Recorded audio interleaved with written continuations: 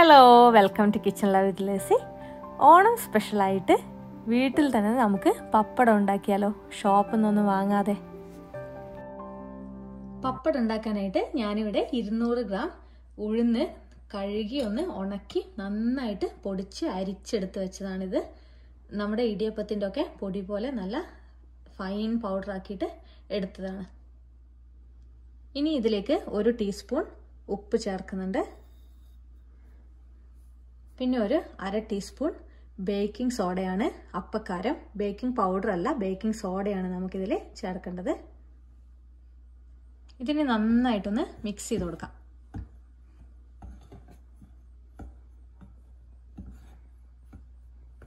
ഉപ്പ് വേണേൽ നോക്കിയിട്ട് കുറച്ചുകൂടെ പിന്നെ ആഡ് ചെയ്ത് കൊടുത്താൽ മതി. പപ്പടം ആകുമ്പോൾ കുറച്ച് ഉപ്പ് കൂടുതൽ എന്തായാലും വേണമല്ലോ.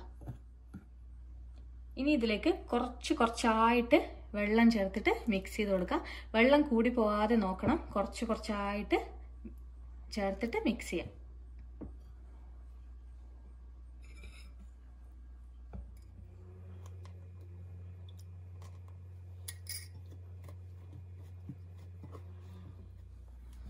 ഇത് നന്നായിട്ട് കൈകൊണ്ട് കുഴച്ചെടുക്കണം. ആവശ്യമുണ്ടെങ്കിൽ കുറച്ചായിട്ട് വെള്ളം ചേർത്ത് കൊടുക്കാം.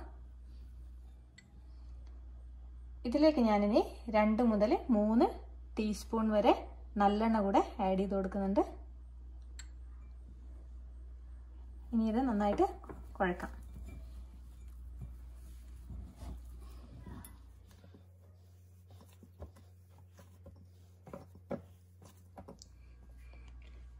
ഞാൻ ഇതിലും കൂടെ ഇട്ടിട്ട് നന്നായിട്ട് ഇടിച്ചെടുക്കുന്നുണ്ട് ഇതിനെ.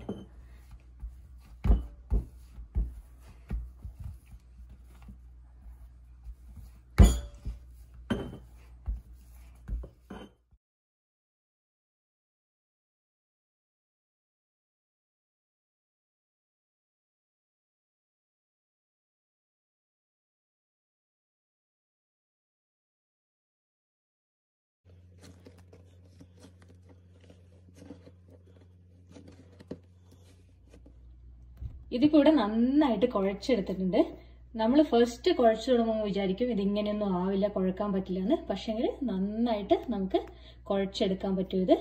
ഇതിനെ നമുക്ക് ഒന്ന് നീളത്തിലാക്കി എടുത്തിട്ട് കട്ട് ചെയ്ത് എടുക്കാം.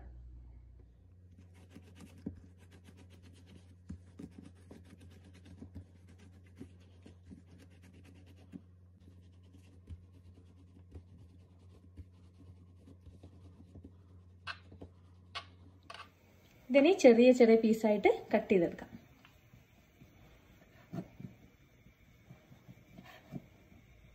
നമുക്ക് പരത്തിയെടുക്കാനുള്ള സൗകര്യത്തിന് വേണ്ടിയാണ് ഇങ്ങനെ കട്ട് ചെയ്യുന്നത്. ഇത് കുറച്ച് മൈദ ചേർത്തിട്ടൊന്ന് പരത്തിയെടുക്കാം.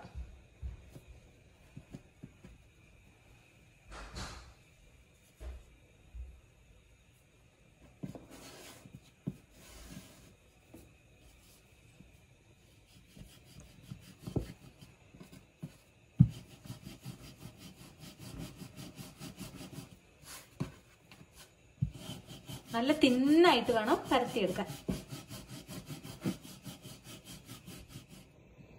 ഇതൊരു അടപ്പ് വെച്ചിട്ടോ സ്റ്റീൽ ഗ്ലാസ് വെച്ചിട്ടോ ഒന്ന് കട്ട് ചെയ്തെടുക്കാം.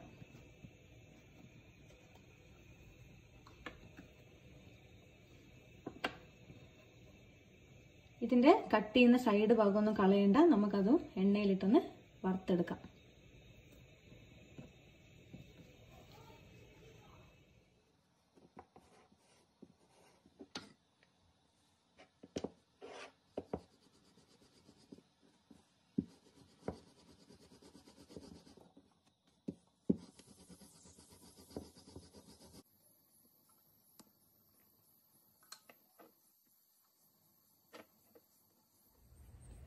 പപ്പടം കംപ്ലീറ്റ് പരത്തി എടുത്തിട്ടുണ്ട്.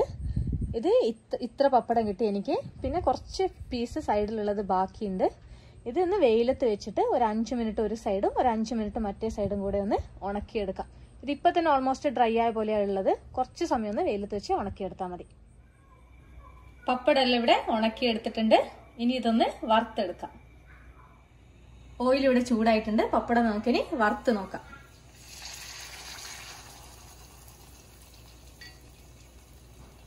നന്നായിട്ട് പൊങ്ങി വരുന്നുണ്ട്.